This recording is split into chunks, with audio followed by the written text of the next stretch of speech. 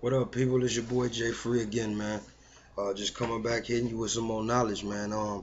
Those that seen or heard from me before know I've been dealing with talking about the pimping religion, exposing Christianity, as well as we've been dealing with this Mike Brown shooting.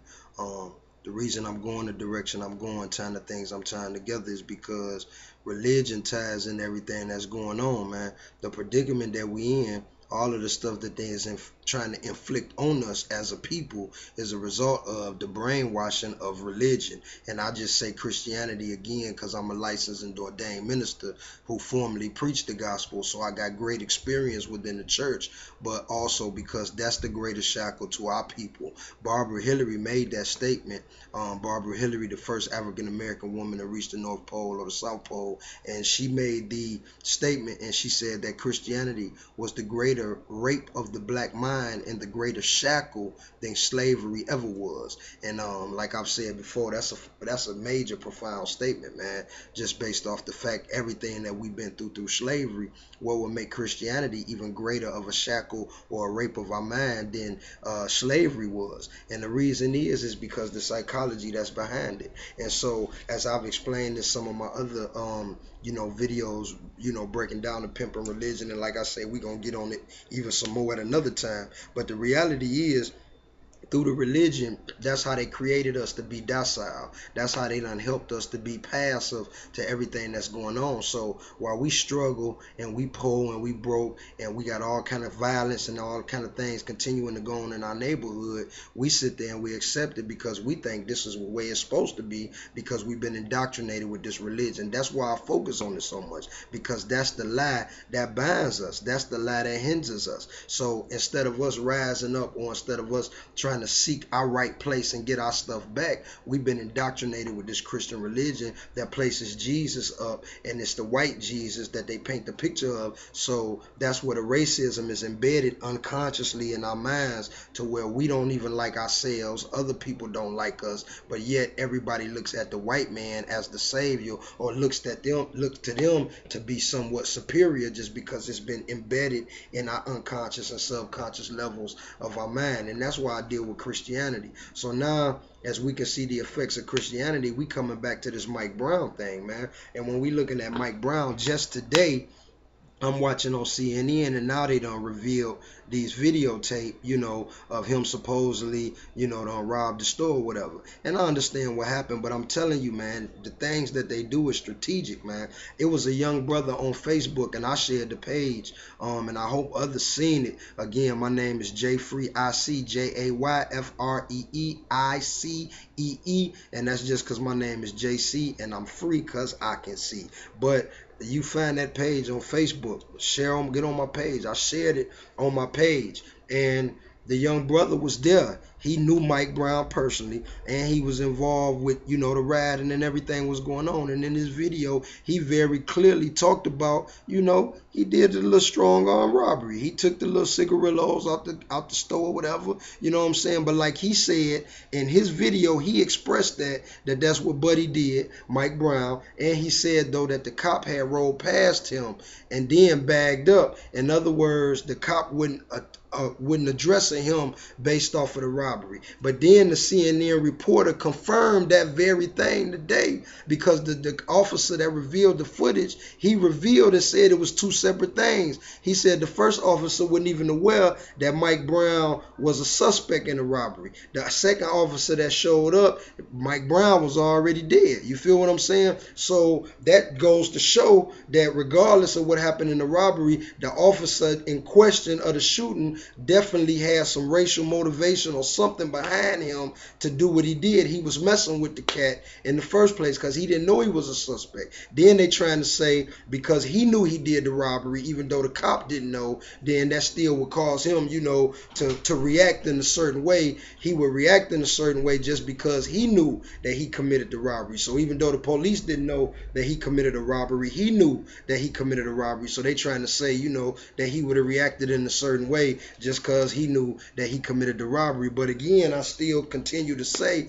all of them facts are really irrelevant to the fact that they shot the brother in cold blood. And all of the witness testimony explained very clearly Mike Brown's hands was in the air and he was saying don't shoot, as well as the evidence of the distance he was from the police car at the time that he got shot and the fact that he was unarmed. So that alone negates or erases any excuse that they would try to use as to why they shot this brother. And the fact that they would release the footage in the first place the same time that they have to give up the name of the officer who shot him, that's just even on the CNN report, if you watch it, it was one point where he just was like, I don't know. Like the chief couldn't even explain what he was doing. It was strategic. Just like how the Klan showed up out there, if them pictures was accurate. How the Klan showed up. Come on, people. I like on Hidden Colors how Chris One dropped the knowledge on everybody and asked the question, what happened to the sheets? What happened to the hoods? See, the Klan ain't never went nowhere. They ain't never disappeared. They in them blue uniforms, bruh. That's what it is. Come on, we talking about Ferguson Police Department. 53 police officers, only 3 officers African American or black. Come on, man. You can't tell me that there's not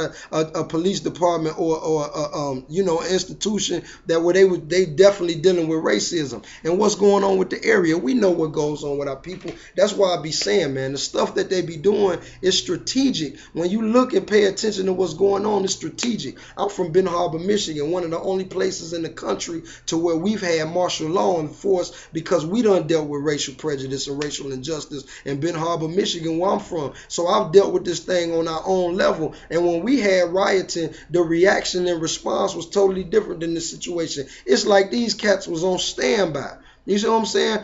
I'm telling y'all, they strategic. They testing the waters and the atmosphere of our people because they want an excuse to ride down and rain fire on us. But what they not understanding is we aware, man, because what done happened, like I say, that's why I tie the religion and everything in it. It all ties together. We have to understand that at the end of the day, the thing boils down to a system of white supremacy. It boils down to racism. Racism embedded in the fabric of our culture and embedded in the minds of our people subconsciously without even fully being aware of the fact that we racist. It's people that think that they not racist, but when the shit hits the fan and everybody called to go to a place, them same white girls that's laid up with black dudes now, and them same white dudes that's laid up with black girls now, most of them cats gonna go to the other side of the fence when the shit hit the fan because they already know they're not really willing to die for us like they claim they is, and some of them is gonna stick with us. And see, that's the difference though. We not trying to preach or teach hate, but what we saying is that it is a group of individuals or people behind the scenes that they have perpetuated hate throughout our society. They've invented racism, white supremacy. This thing, it was a time in history where people was only referred to based on the, you know, the region that they was attached to. You wasn't called black, white, Asian. You was called Middle Eastern or Sudanese or whatever, you know, the area was that you was came from. But racism was instituted and passed down through generations,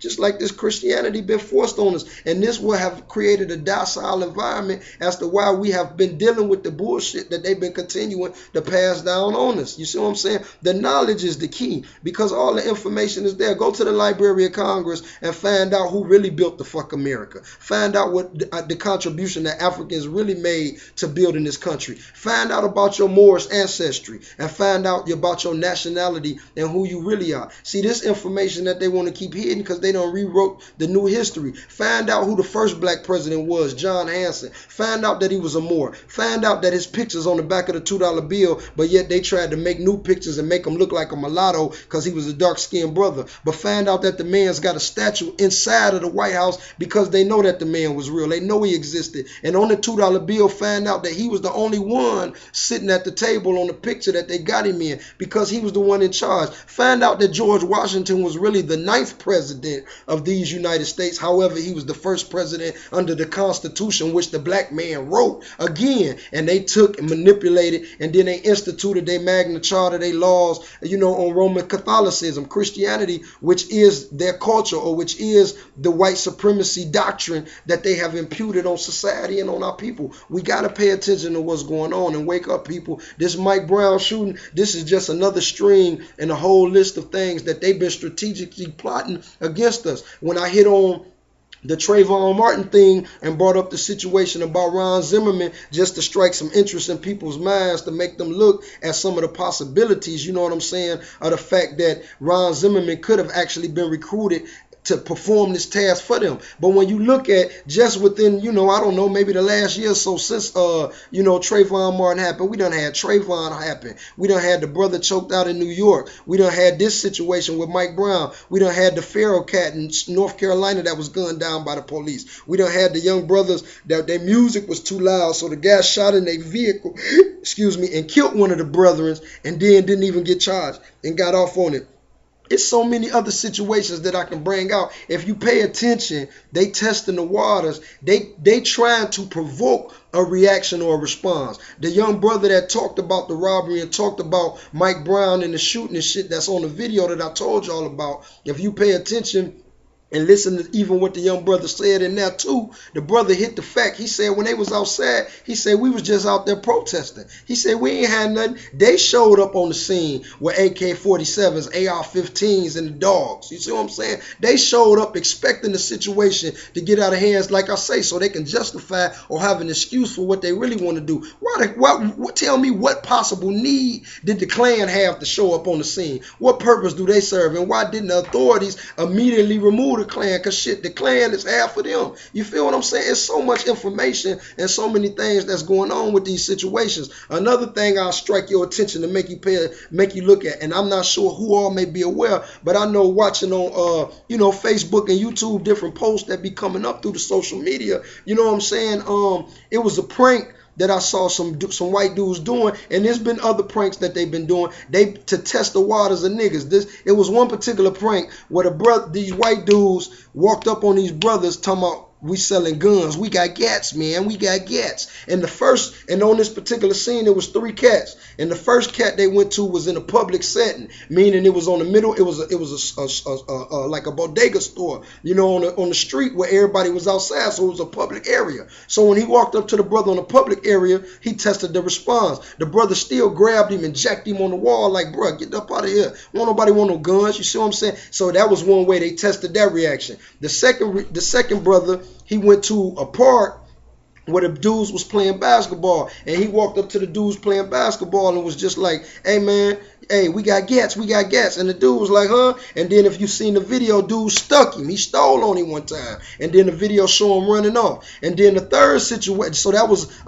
still a public setting, but more leaning towards our area. So the brother hit him. The third scenario, they walked up to some cats in the middle of the projects, and these cats were sitting on like a wall or something, like the bench or whatever. And from what I seen, and when they walked up to him talking about we got some gats, dude came off the wall like, nigga, I already got a gat. Boom, put the gat at him. I don't know if y'all seen them videos.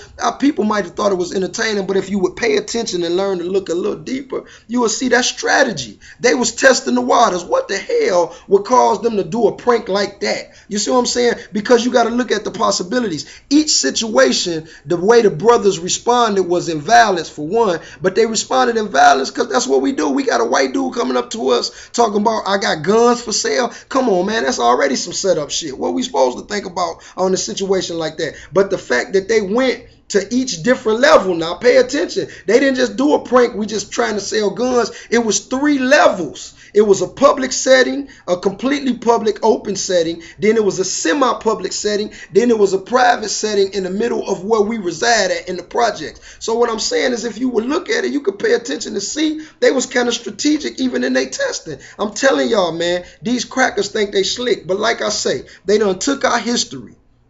They done lied to us. They done stole and hid our history, and they done rewrit a whole new history full of lies. So to give you the analogy, it's like they walked into our shit, they punched us, they beat us up, and they knocked us out, and they stole our shit. And when we woke up, we had amnesia. Meaning we was unaware or didn't even have no clue of who we was or where we came from. So then since they saw we had amnesia, they say, come on, we gonna help you out. Come on, we got you. And so then they allowed us to serve in their house and to serve them. You see what I'm saying? So now we serving them because he letting us live in the back house and he giving me 3 hots in the cot. So I feel so grateful that he blessing me and I'm looking to him, but the whole time it's my shit. He in my crib. That's my food in the first place that he stole from me. But he knocked me out. And because I'm unaware of who I am and where I came from, he can continue to perpetuate the lie. And I'm grateful to him, thinking he doing me a damn favor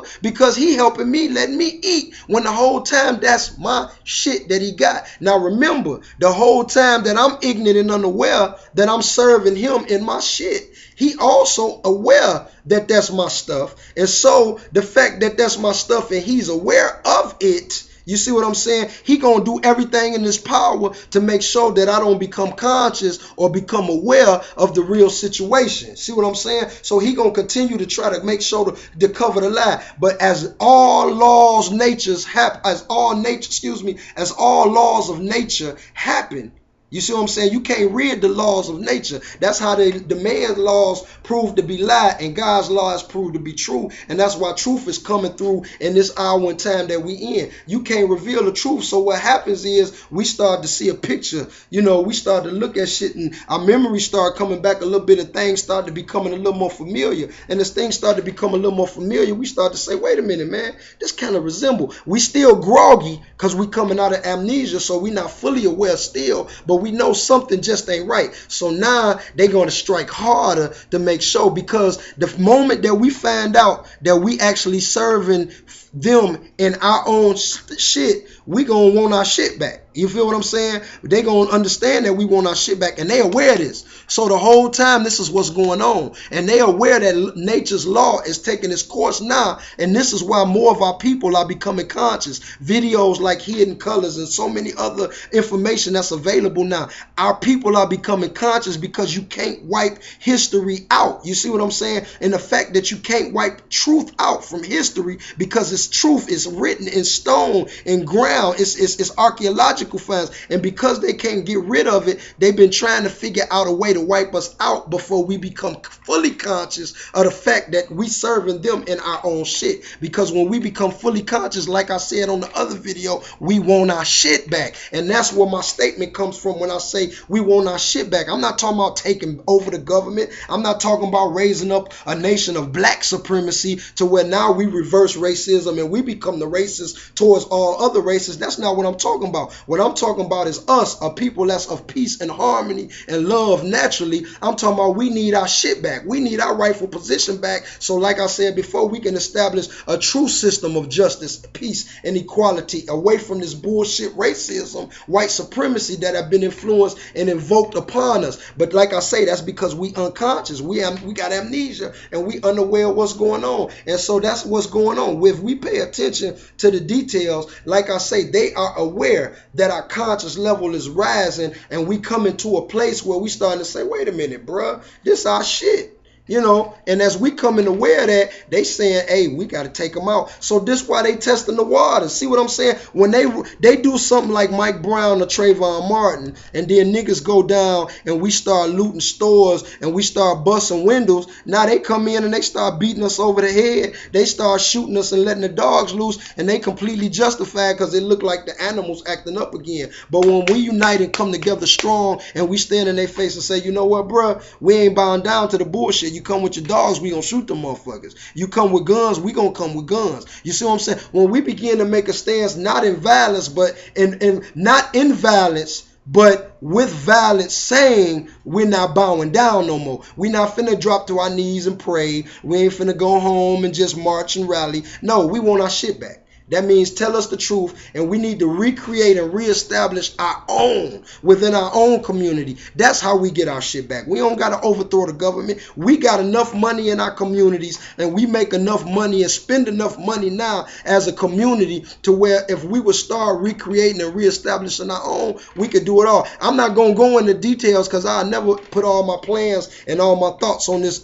social media, because you can't tell them everything that you got going on because they're going to try to stop it. But I'm just throwing seeds out there that I hope the right people will hear and will begin to try to link up with me, because I'm looking to link up with some people, because I've been networking where I'm at, and it's small right now, but I'm telling you, the thing that's going on is major, man. I got a vision and insight, and I see things so many clear, and I got a different level of understanding, but I need people to network with me, and I network with people so we can come together. We got to begin to build this thing and reestablish our foundation, claiming back our nationality, claiming back our proper rights, and then then beginning to make a stand against the injustices, but not just with violence as in rioting, but with that same spirit of violence and that same spirit of rioting, but directed in the right avenue, in the right direction. That way we can see something actually done. See what I'm saying? We ain't gonna let them come out. See, like now with the Mike Brown, we ain't gonna let them come with that bullshit talking about because he was involved in a robbery and blah, blah, blah. That's bullshit. Ain't nothing you can do to explain why y'all shot that brother in cold blood, just like you still can't explain away Trayvon Martin and all of the other situations that have occurred since then, because it goes on every day, but you know what I'm saying, they only report it every month, you know what I mean, but it's going on in our community every day. And this is why I always talk about the Christianity and all of this. It all ties together. Knowledge is knowledge, man. Truth is truth. And the one thing is, no matter what is fed or what happens, truth is the only thing that'll stand the test of time. So as long as we got truth and we seek truth, man, we'll be all right. But we got to begin to see things for what they are and not for what they appear to be. And we can't accept what they feed or what they've been telling us. It's your boy Jayfree. I'm at you again, man. One.